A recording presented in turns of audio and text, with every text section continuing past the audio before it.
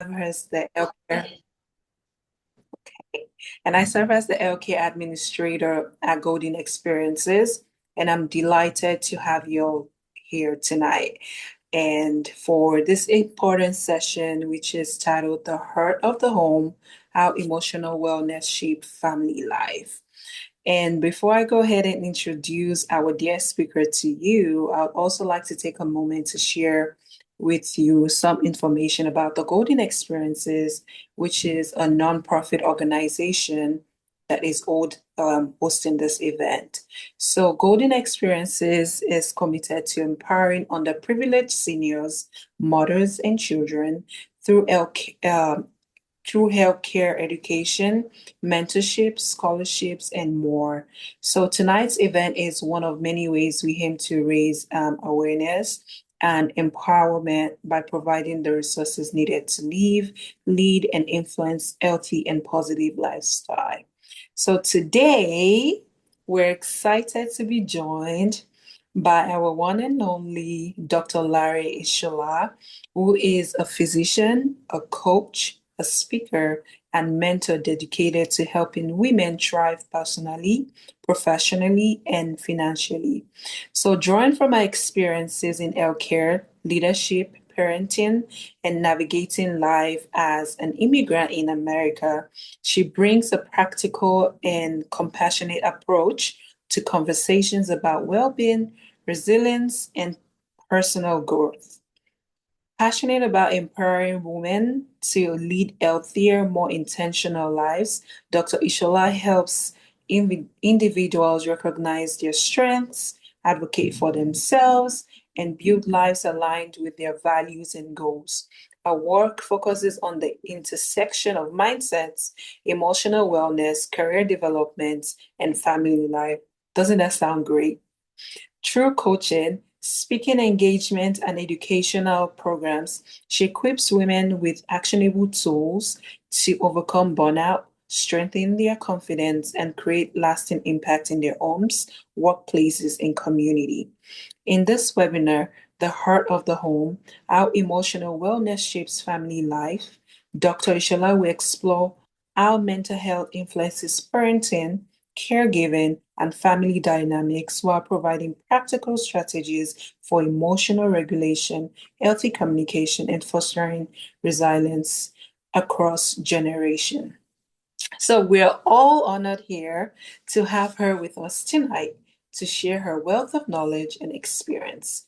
So thank you all for being here on time. I know some people are trying to join in, but yes, you join us as we start this webinar. So please feel free to use the chat feature.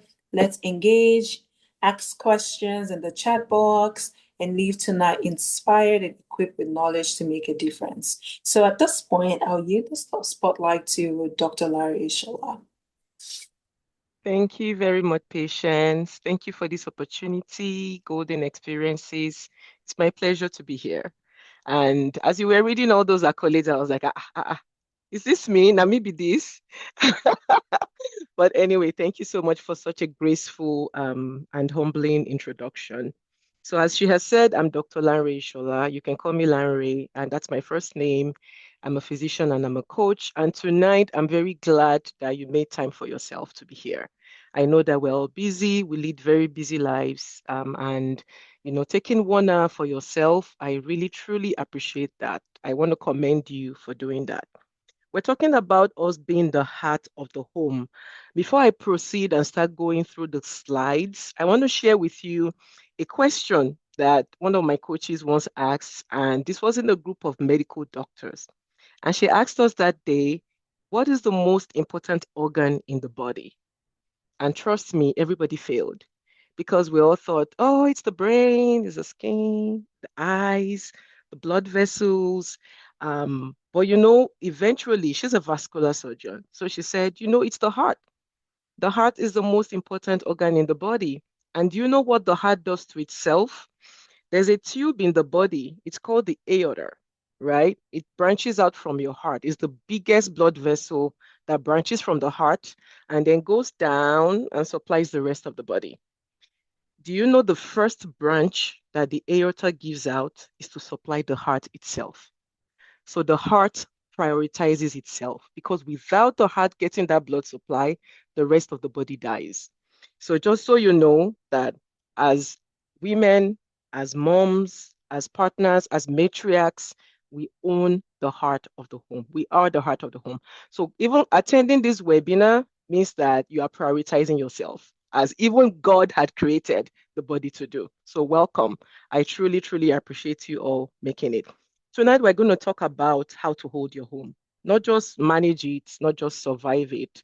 We're going to hold it in our hands. We're going to build capacity to be able to hold our homes. So make sure you're comfortable. If you're standing, find a seat. If you're just rushing in from work, take a sip of water. I'm going to do the same. Take a pause and let's begin. So, in one word, can you share in the chat how you're feeling right now? And when I say right now, I mean in this season of your life, how are you feeling? Hey sis, hey bro, whoever is on, type in the chat box. Let's make this as communicative, as engaging as possible. This is a safe space. So tell us in the chat how you're feeling. I put some examples of some words there. Doesn't mean you necessarily have to use those words. Let me see if I can see the chat as well. I'm not sure I can see it, but if patience, if you can see it, please help me read out some of the, okay, there we go. Okay, I found it. So let's see. Hi, Daniel. Thanks for the acknowledgement. Grace is grateful. Patience is growing in this season. Thank you for those responses. I see you. I love that. I love the growing part. Growth. Whatever doesn't grow dies, right? Grateful but tired. Thanks, Gladden. There's something in between. Sometimes it's not fixed, right? And two things can be correct. Two things can be true. You can be grateful and be extremely tired too. So very, very rational and very, very real. Thanks for making that real. Hopeful. Felicia, thanks for sharing. Hope is very, very important. Thank you for sharing. Hope keeps us going. Look at this chat. Look at how honest everybody is here. I would say that I feel overwhelmed, but grateful too. So thank you all for sharing. I really, really love how engaging we are. I'm going to move on. Let me minimize the chat. Pardon my technological prowess as I move on. So here is how our 45 minutes is going to go today. Okay, we're going to go over all those different sections. We already did the welcome and the ground rules. I want to talk about, why we need to dig into our mental health. Well, our health matters more than we think.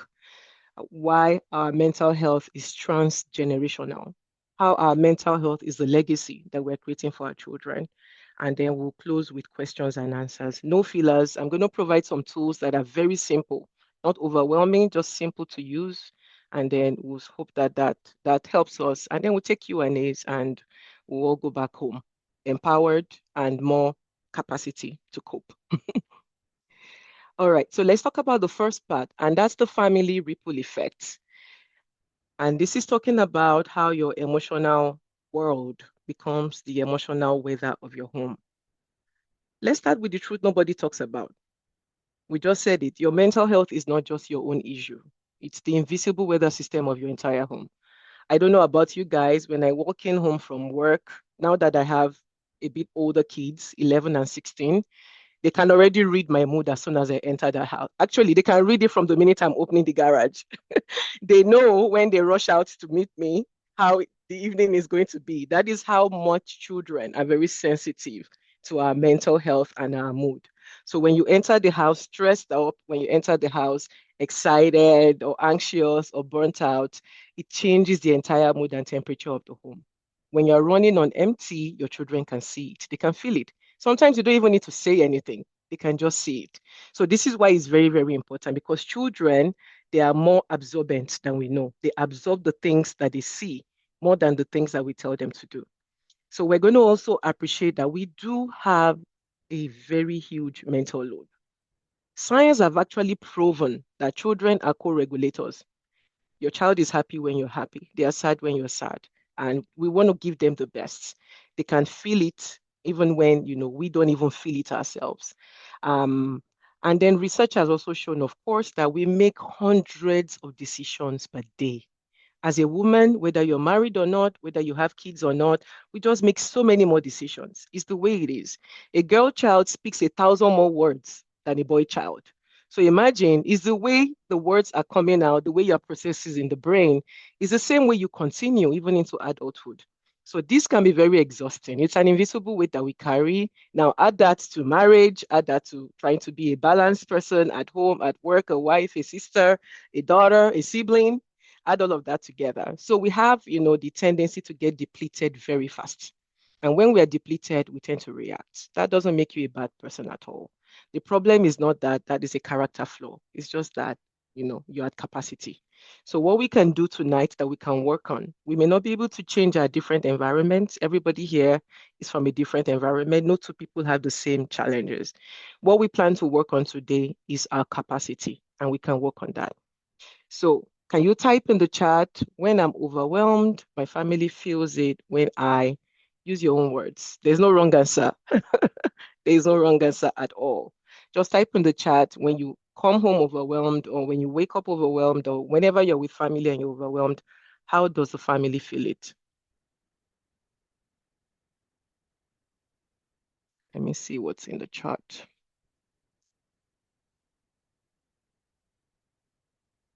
Okay, we don't have anything yet in the chat. I'm going to move on, but please let me know if anybody drops an answer in the chat. So we already talked about enough about how, we are aware now, by now, that our mental health is very, very important and determines the temperature of the home. So, but I wanted to say that being aware is not the only thing that we need. We need tools to be able to cope with this. And we don't need complicated tools, just practical, simple things that we can do. Something you can use on a Tuesday evening, something you can use on a Saturday morning. You're getting ready for a party and your toddler is dragging your wrapper with you. It's a simple tool you can use. So let's work on the tools. Okay, so the first tool I'm going to talk about is the stop technique. It's very simple. Stop. Just remember the red sign. There's a reason that the stop sign is a red sign. It means actually stop, wait. So it's an acronym that I used for the following 4 steps. The first step is to actually stop. That means physically stop yourself. When you have an extreme emotion, whether you're sad, you're angry, you're overwhelmed, this sounds deceptively simple, but it's been proven to work. Many of us go straight from trigger, which is an extreme emotion, to action, but you need to actually stop. Stopping creates a gap, gives you that time, 10 seconds, to actually catch yourself before you do something that you regret. So you need to physically stop. Put down whatever is in your hands. In some cases, it's the spatula you're using to cook. Sometimes it's your slippers. Sometimes it's your phone. Whatever you have in your hands, your purse, your wallet, put it down and actually stop and take a deep breath in, which is the next step. Take a deep breath. Everybody here, do it with me. One slow breath in with your nose. Hold it, then exhale. Medically, it's been proven that when you take a deep breath in, when you do what we just did, your cortisol level drops. The cortisol is the stress hormone. It's what makes you fight or fly.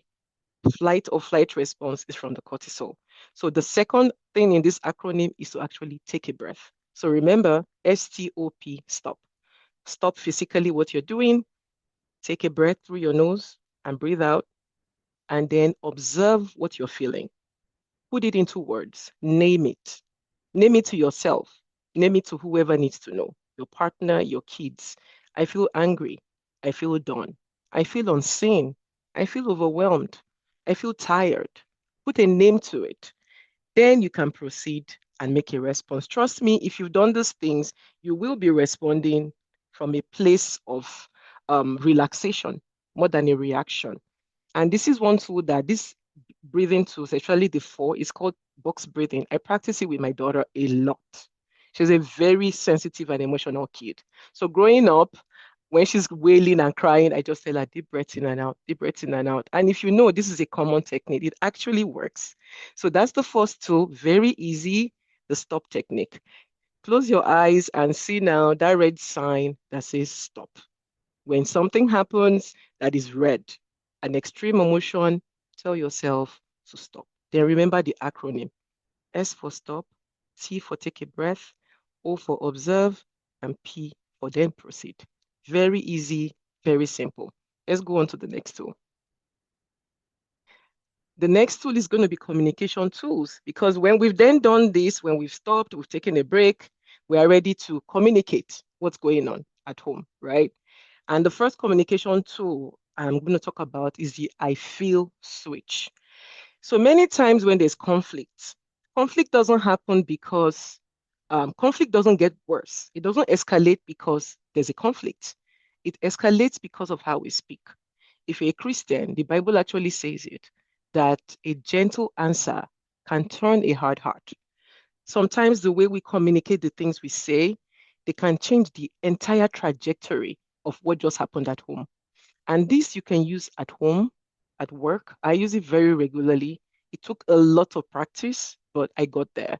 And this I feel switch, I call it the I feel switch, meaning for every word you want to use a you, change it to I feel. For example, your partner just drove you crazy by doing let me use this most simple thing. Let me see. Today's trash day, and they haven't taken out the trash, and you're coming back from work or you're coming back from grocery shopping, and you're like, I thought I told you to take the trash. You never do anything I say. You need to switch that. Apart from using the stop technique, then you switch to I feel unheard, right? Instead of saying, you never do this. Using the word you already puts the person that is receiving it at a defense. But when you start with I feel, you take responsibility for how you feel. Because sometimes how you feel is just how you feel. When you say you do this, you do that, it's definitive. You've made a conclusion, you've been the judge, the jury, and the executor. But when you change it to I feel, so these are examples also, oh, you're so difficult, you can say, I feel overwhelmed right now. And then we take it from there. Whenever we have done all of this, sometimes we're human and this doesn't happen. You've snapped, right? You've snapped, you've said the wrong thing, you've shut down, or you don't even talk. And that's like another extreme. It's a different thing to snap. It's another thing to just hold it in and just go silent mode, right? We need to have a repair conversation. A repair conversation is what we have when we've done something that is human because of our emotions or because of our feelings. And this can be done with anybody. In this context, I'm talking about kids especially.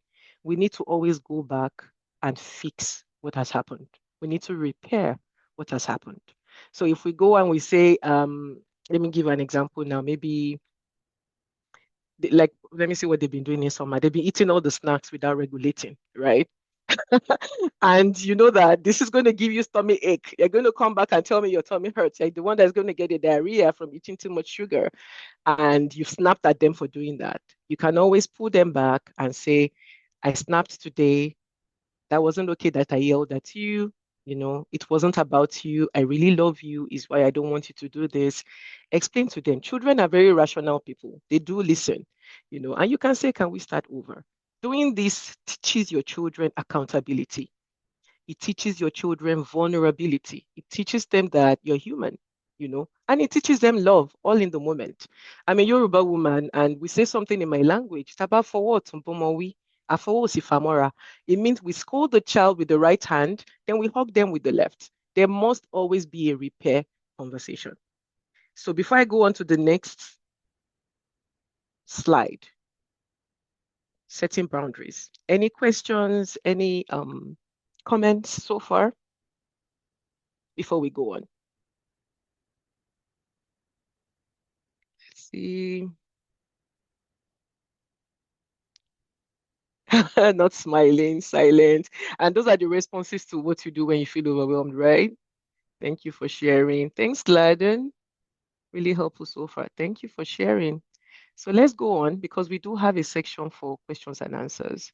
So let's talk about setting boundaries. A lot of people hear the word boundary and they immediately curl, because boundaries sound like a wall, sounds like a protection, right? But actually, what a boundary is a bridge. It's a bridge that's going to help you to show up on the other side fully. It's not a wall, it's a door, it's a window that lets you let in the things you need to let in. Now, there's other things called micro boundaries. Micro boundaries are small, consistent behaviors or acts of self-protection that we can teach our children. They teach them, the children, the other adults in the home, whoever is dependent on you, it teaches them self-protection. It teaches them that you're human and you have needs. It teaches them that rest is not a weakness. It teaches them that you can love somebody so deeply, but you can still need a moment to yourself. Two things can be true. I can love you immensely, but I can need to shut the toilet door and not have you knock on the door for the next 5 minutes, right? I can love you immensely and go sit in the car for the next 10 minutes just to get time for myself. So, examples of that are things like saying what you need. Oh, mommy needs 5 minutes. That's enough. Say it with love, say it out loud. It teaches your children micro boundaries. It teaches them that, okay, mommy is an adult and mommy has needs too, and that's normal. Sometimes I also encourage to create a signal. If you are in an opportunity where an environment where you can create a signal. For me, once I go into my bathroom and I start to run my bath, my kids know for the next 30 minutes, mommy is not available. So once they hear the water, they are like, okay, it's going to be mommy time for the next 30 minutes. Let's quickly pile all our needs now.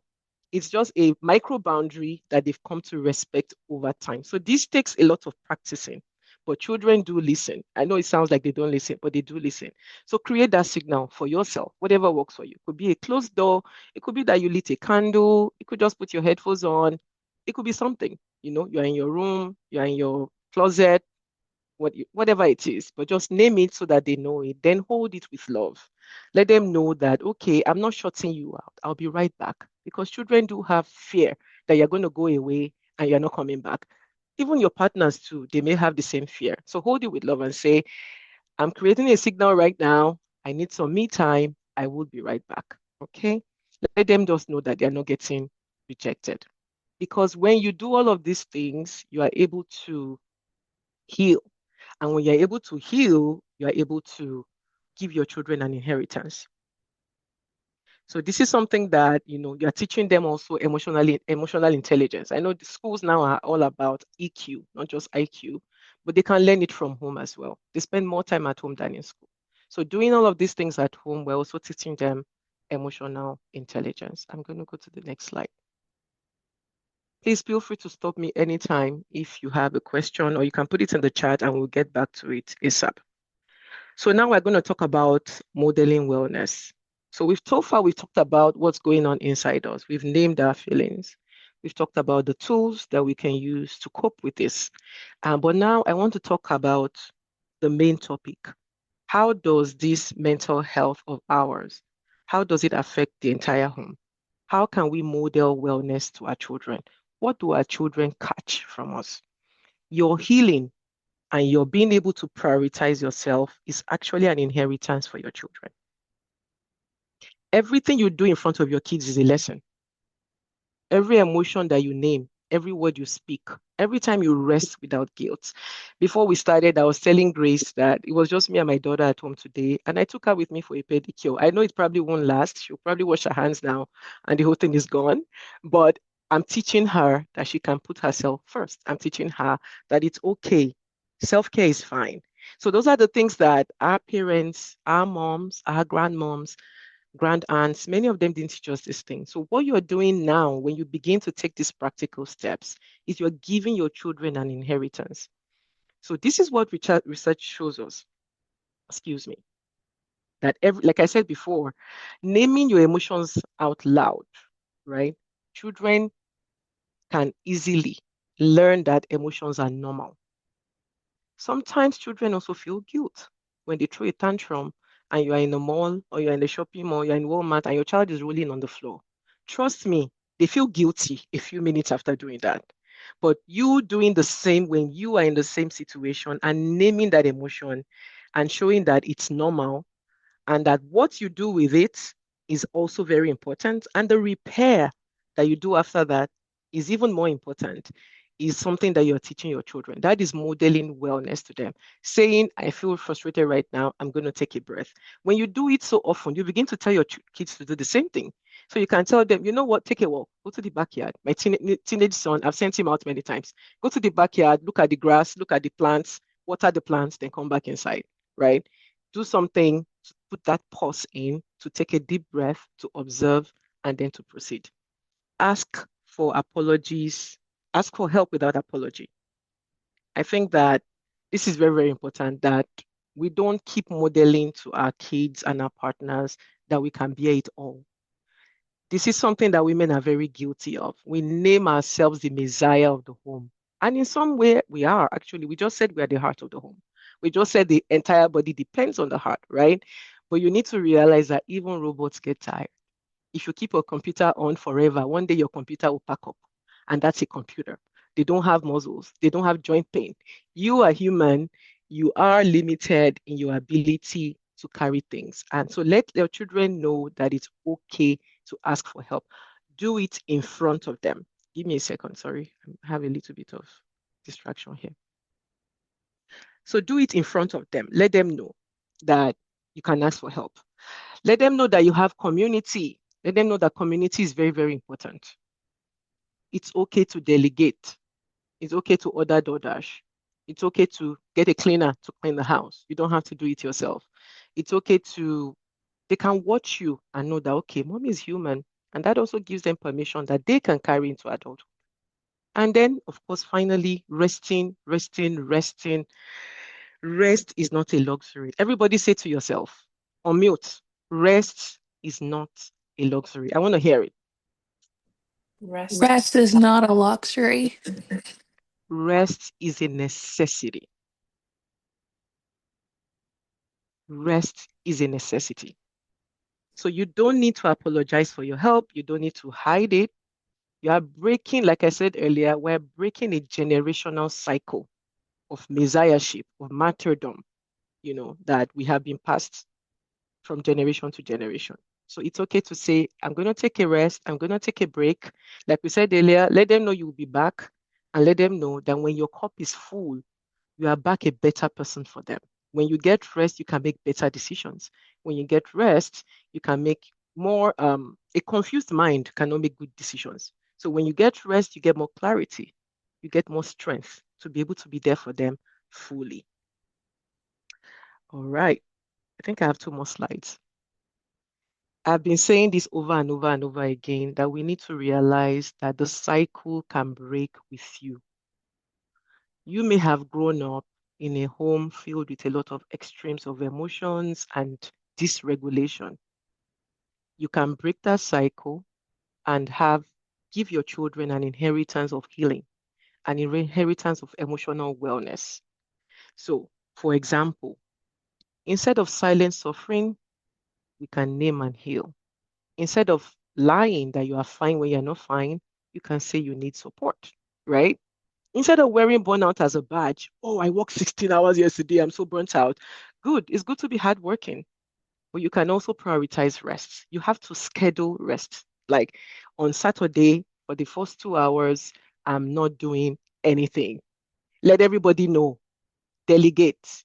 The first child can make the cereal, they can cook the rice, they can do whatever. But for those 2 hours, it's your rest time, delegate it. And then the idea that you need to be perfect needs to stop. You just need to be present. You don't need to be a perfect mother. The children need to know, your partners need to know that there's nothing called perfection. What is more important is the wholeness. So when you stop suffering in silence, you give, for example, your daughter permission to speak. You give your son permission to help out, right? You give even your son permission to slow down. There's such a thing as toxic masculinity. Everybody needs help. Everybody needs to slow down. You're teaching them things that they would then pass on. That is legacy. Legacy is not just the money and the wealth that you pass across. It's things like emotional wellness and inheritance. So at this point, we all know now that you are not just managing your household. You are rewriting experience of generations yet to come when you do these things because you're putting things into your kids that they can then pass on to their kids. So, is there anything that doesn't sound simple or easy to understand so far? Although I do think the next slide is Q&As. Let's go to it. Q&As. So I'm going to take a pause here. I'm going to take a sip of water and then we'll take questions. There are no wrong questions, only brave questions. What do you need clarity on? Drop them in the chat. What do you need to clarify? See.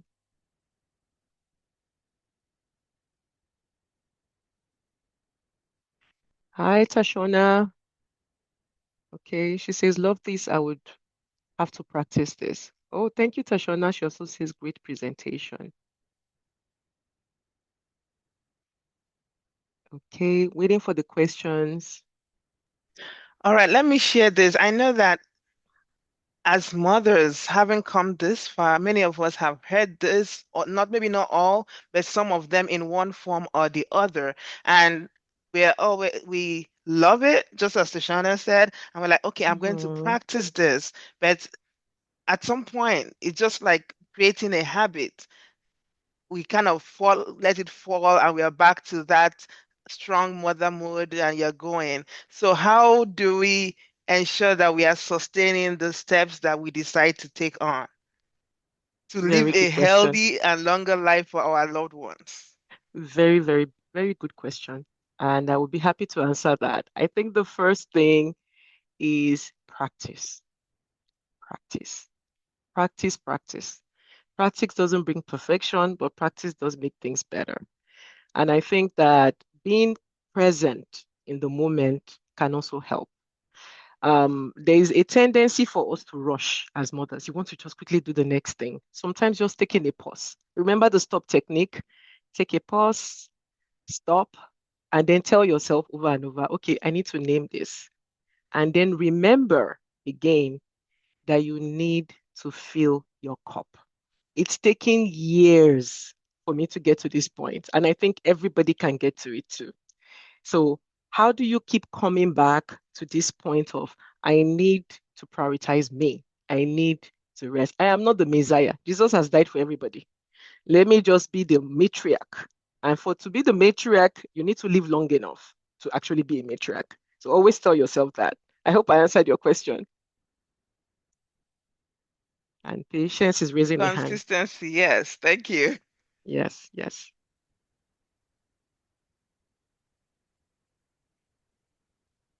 So Patience. yes, I have a question. Yes. So my question is, how can parents teach emotional regulation if they didn't learn it themselves when they're growing up, number one? And Mm, number two, if they're still trying to heal, how do they practice emotional like regulation with their mm, kids or teach it mm, to their kids? mm.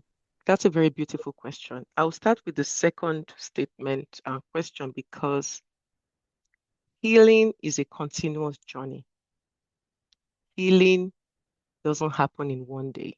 Sometimes healing takes years to happen. Then when you heal from one thing, another thing will happen that you have to heal from again. Until the day we go to meet our creator, we're going to continue to have healing in different stages for different things. So first, when you didn't grow up with emotional regulation, how do you teach it to your children? These techniques that we've learned today can be taught to the kids. I once I got better, I'll use my example here. I started telling my kids to stop. I'll tell my daughter, just stop, take a deep breath in, like pause for a little bit, right? Um, and then also, when all of these techniques, before all of these things, you do need help. You need help. Two important things have changed trajectory that I know of many people that I coach. Like I told you guys earlier, I'm a coach as well. Is the first thing is to get community, right? Your community keeps you accountable. And you can't have a community of people that are the same as you.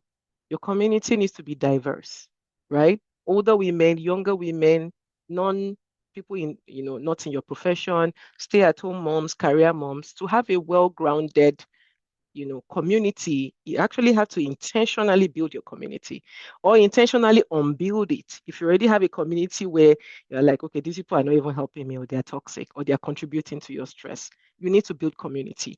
The second help can be in form of either you get a coach, because sometimes you need this reminder. Sometimes you need to remember that you are a hero by yourself, or you get therapy, or both. What's the difference between the two? A therapist helps you to heal from the past. A coach is typically forward facing. They are looking at more of the future of, oh, okay, how can we do this? How can we do that in the future? Sometimes you need both of them. And there's no shame in getting those two. So that is how to continue to be emotionally regulated, to continue to heal and continue to grow so that your children can already see the difference in you. And even without teaching it, they can absorb it from you. So I hope I answered those two questions. I think I answered the two with one answer. Yes, you did. Thank you. Okay. Then I think there was There's a another question in hand. the chat. Yes. Let me see if I can get that.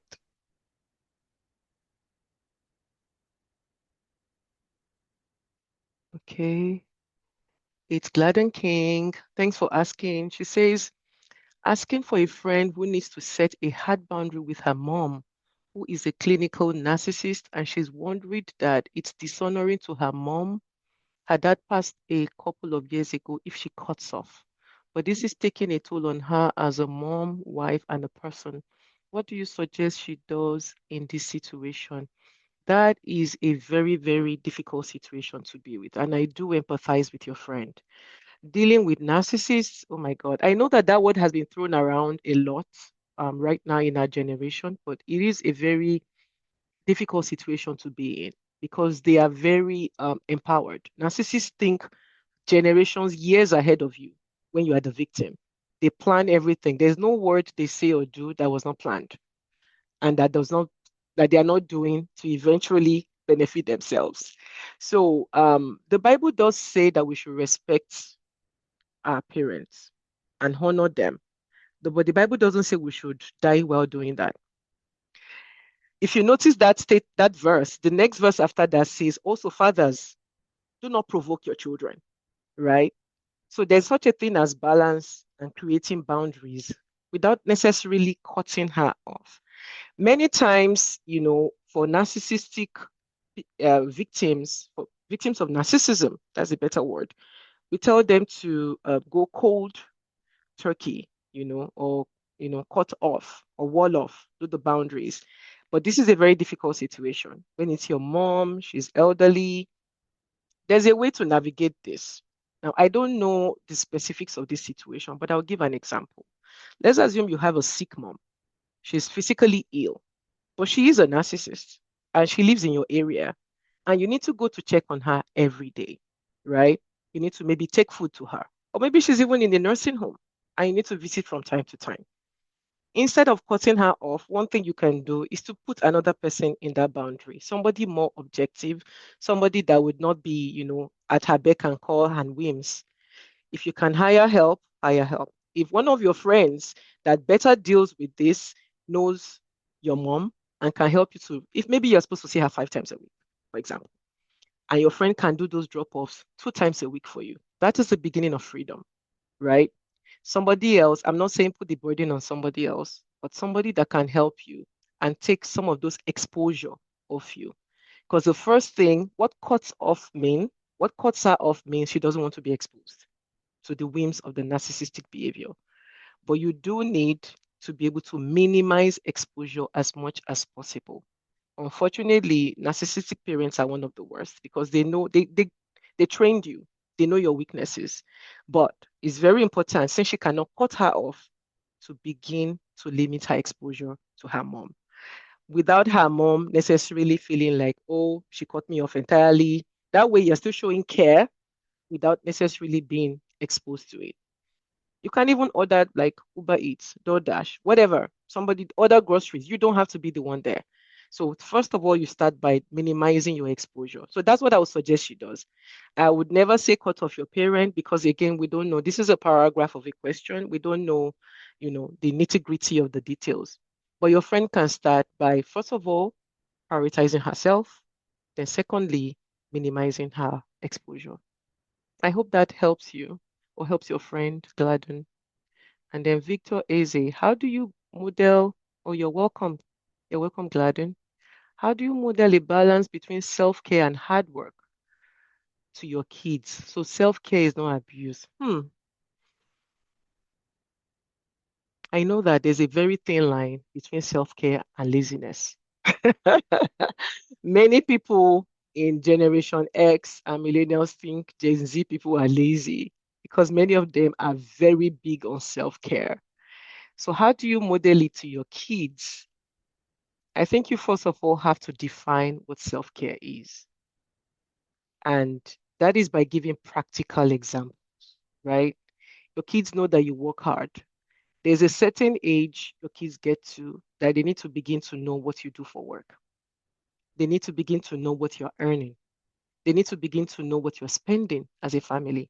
It's not oversharing, it's just basics of life, right? And then you begin to put responsibility on them, financial responsibility, financial education. I'm not saying you should ask them to pay rent. I'm just saying things like, oh, I'm giving you $50 per week.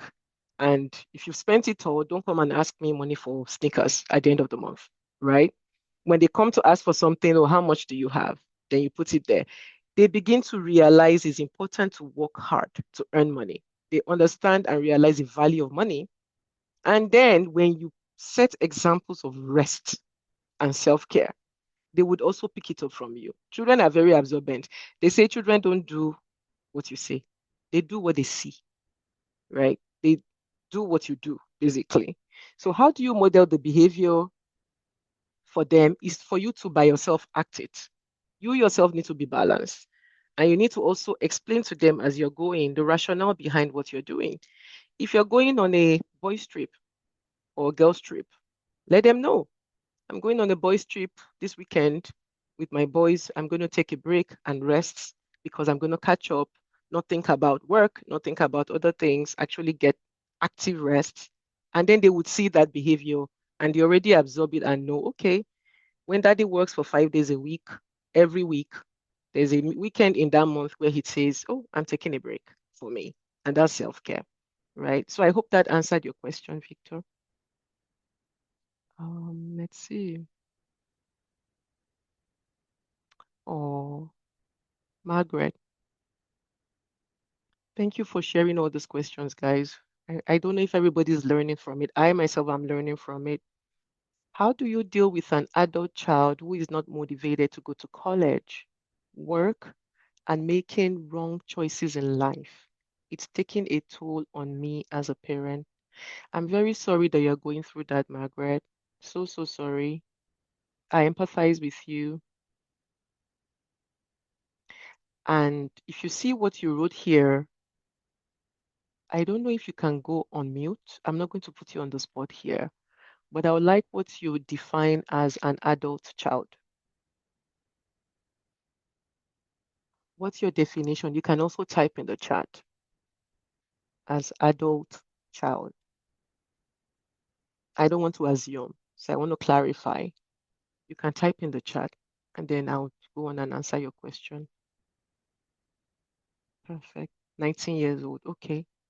Okay.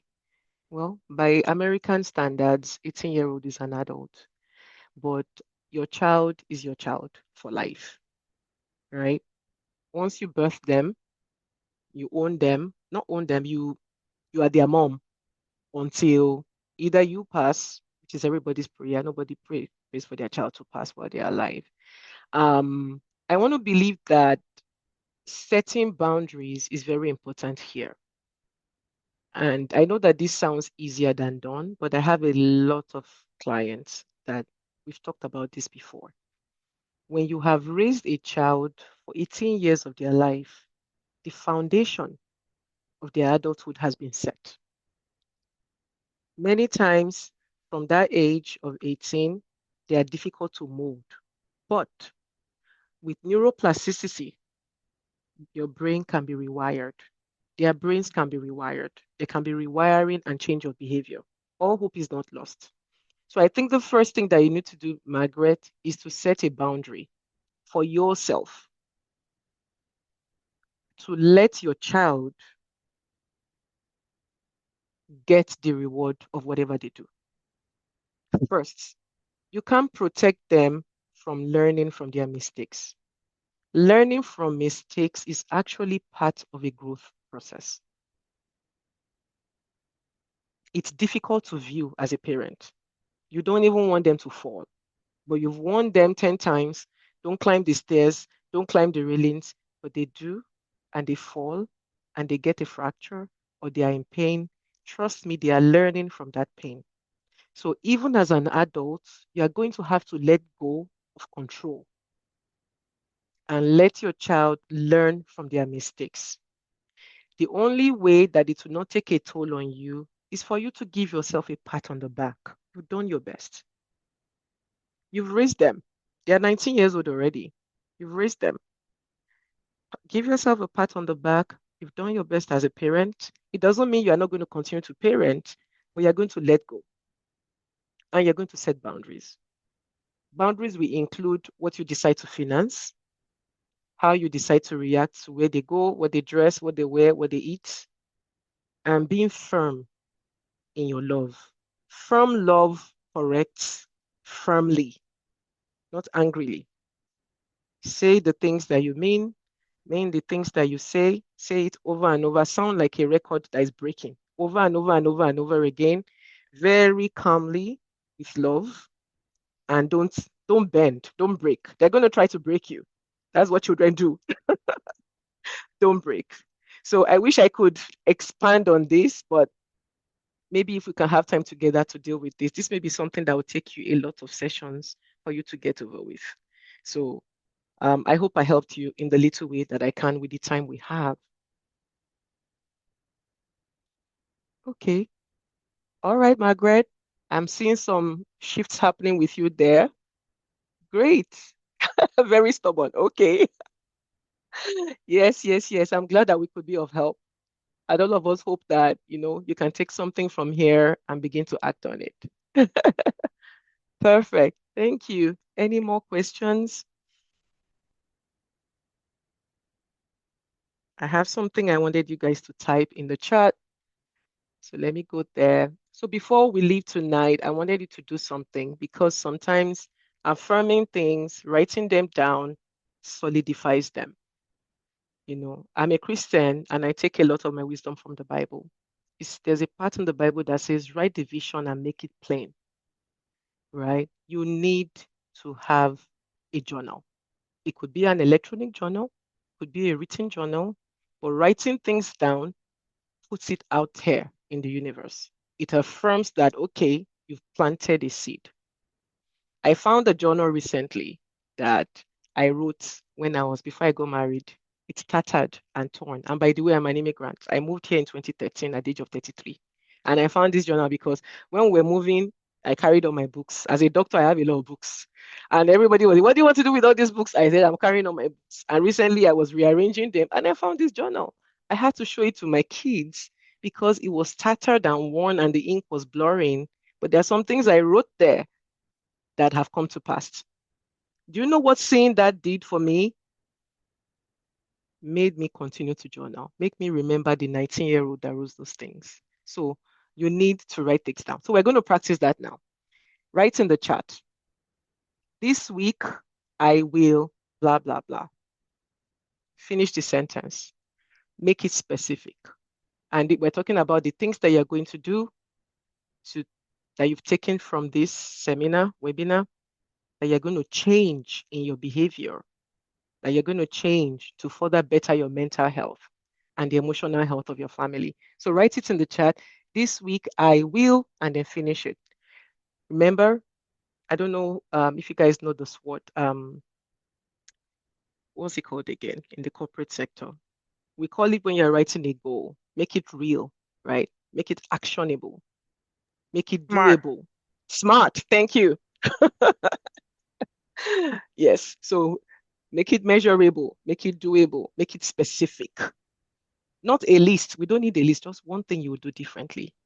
Put it in the chat and let's see. I can start. Let me see your chat. I will journal more because I've been lacking on that recently, honestly. I'm putting that down. And I see there's a response.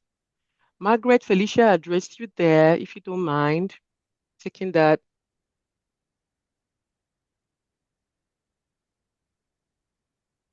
If you look in the chat, okay, Taiwo says, I will stop, breathe, and take care of me. Perfect.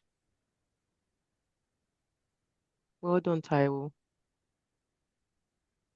Grace says, I will practice the stop too where applicable. Perfect. Thank you for saying that. And you know you can use the stop tool at work as well, right? Especially if you're still working in person.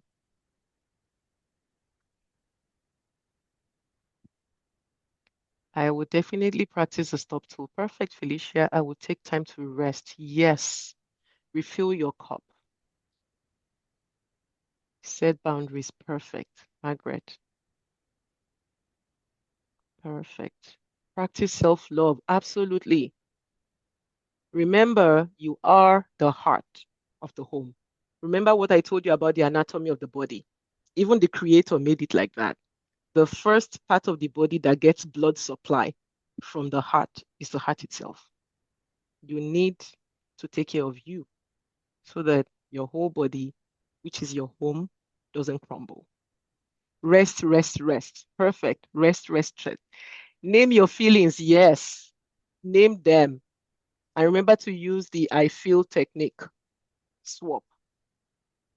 Perfect. Thank you all for sharing. Perfect. Great. All right. Thank you all for sharing. So I'm going to close with this statement that I wrote here, if you can read it. You cannot pour from an empty cup. But more than that, your children are not just watching what you give. I'm going to close the chat because I see that I'm screen sharing, so maybe blocking that. I was saying your children are not just watching what you give, they are watching how you treat yourself. When you rest, you teach them that rest is allowed. When you ask for help, you teach them that strength wears many faces. Vulnerability is strength. Being vulnerable enough to show that you are weak in itself is strength. When you choose to heal, you give your children permission to heal as well. So go home renewed. Your family needs you. Your family needs your wholeness far more than they need your perfection. So lastly, we're going to do the breath work. Everybody, let's decrease our cortisol. This is not a psychological thing. This is medicine proven. This is medicine. It's a pill. Okay. So let's take a deep breath in. Hold it. And then breathe out. In some cases, you can even do what we call psychosomatic by naming what you're breathing in, right? Say inhale, health. Exhale, stress. And practice this over and over again. You are enough, you are rooted, you are rising. Thank you very much, ladies. I really, really appreciate the opportunity. Thank you. Oh, wow. That was such a great session. Thank you so much, Dr. Ishola. We really appreciate you. I learned a lot from your session today, and I hope everybody here in the webinar too learned a lot from it too as well.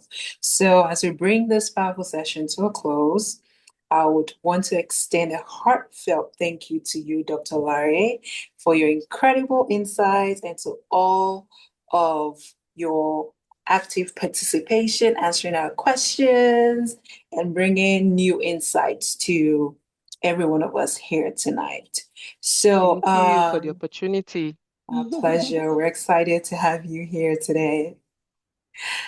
So tonight's webinar has not only highlighted the importance of health and wellness to us, but has also shared to us tools that works and also to help us remain balanced and setting micro boundaries as well. So everyone, please let's remember to practice these tools And also remember that awareness leads to actions and actions leads to change for positive growth. So Perfect. we have, if you check the chat box, we have all our social media links that can help you stay connected with the golden experiences. So we'd love for you to join us in our mission to empower and uplift the underprivileged communities. So if you don't mind clicking on the links to follow us, you can follow us on LinkedIn, Instagram, Facebook, and we also have our newsletters on the website as well that's going to update you on upcoming events, health initiatives, and opportunities to get involved with the golden experiences. So once again, thank you all Can I for share one thing? joining. Sorry, I You said? forgot to share. I forgot to share something. Sorry. Oh, okay. If anything you heard tonight resonated with you, please feel free to share with your friends, share with somebody. If you post about it, please tag me if you don't mind. I don't know if I have my username everywhere. I can type it in the chat. It's very simple. It sits with Deborah. If you post anything about it, tag me. I will be happy to repost. I just want to make sure that you did learn something and you're happy to share with somebody that you learned something. Thank you so much. Sorry about that, Patience. I forgot to share that. I just saw that on my notes. No, you're good. You're good. You all heard her. So let's tag her, Oh, let's perfect. repost. And do you have it in the chat already? Yes, sit Okay, with good. Deborah. Yes. Sit with Deborah. Okay, so let's follow her and tag her on that if we've learned something today. So once again, thank you all for being part of this impactful evening, and let's keep spreading awareness and supporting each other. Have a wonderful night. Good night, everybody. Good night. Thank you Bye. so much, Dr. Thank You're you Lanre. very much. welcome. Good Thank It's a night. you. pleasure. I'll call you after, Grace. All Thank you right. all. Thank Bye. you. Bye. Thanks, Grace. Good to Thank see you here. you. Same here.